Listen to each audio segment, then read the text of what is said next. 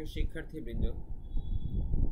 শিক্ষার্থীবৃন্দ, এই পর্যায়ে আমরা সূরা মাউন স্লাইডের মাধ্যমে অর্থ সহ দেখব ইনশাআল্লাহ, এবং কমন মিস্টেক মানুষ কোথায় করে থাকে সেগুলো আমরা ধরিয়ে দিব যেন আপনারা সহি শুদ্ধভাবে তিলাওয়াত করতে পারেন।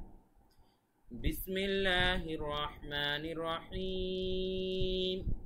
শুরু করছি আল্লাহর নামে, যিনি পরম করুণাময় অসীম দয়ালু। আরাআইতাল্লাযী ইউকাযযিবু বিদ্দীন। আরাআইতাল্লাযী, দালের উচ্চারণটা সাবধানে করতে হবে। লাযী বলা যাবে না, লাযী পাতলা করে, লাযী এভাবে। ইউকাযযিবু এখানেও একই, বিদ্দীন, দিন এখানে 3 আলিফ টান হবে। আরাআইতাল্লাযী ইউকাযযিবু বিদ্দীন।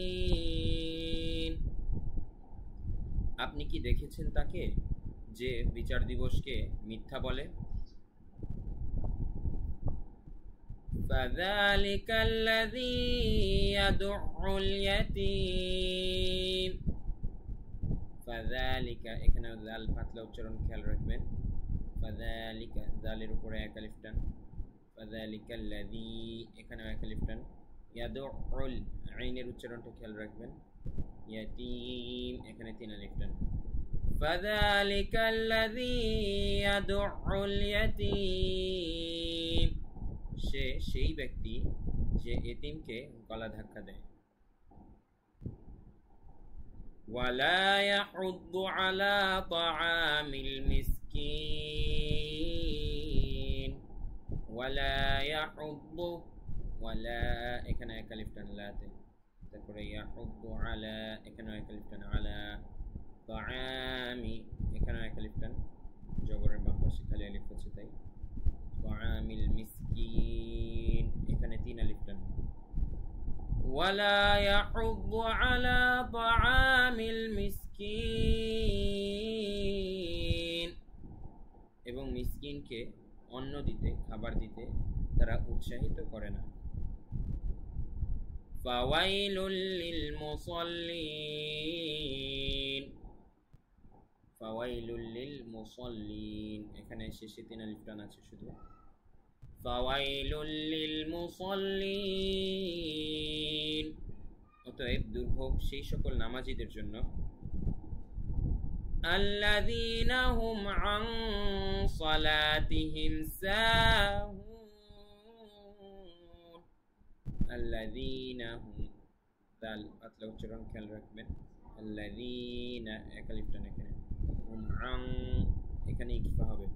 আন সালাতিহিম, সালা এখানে এক আলিফ টান। সাহুন, সা এখানে এক আলিফ টান। হুন এখানে 3 আলিফ টান।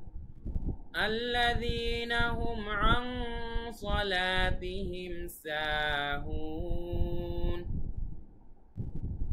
যারা তাদের নামাজ সম্বন্ধে বেখবর। আল্লাযীনা হুম ইউরাউন।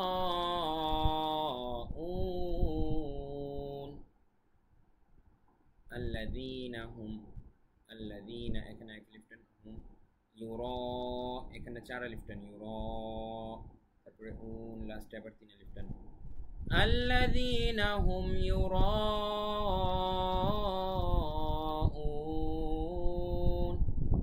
যারা লোক দেখানোর জন্য নামাজ পড়ে।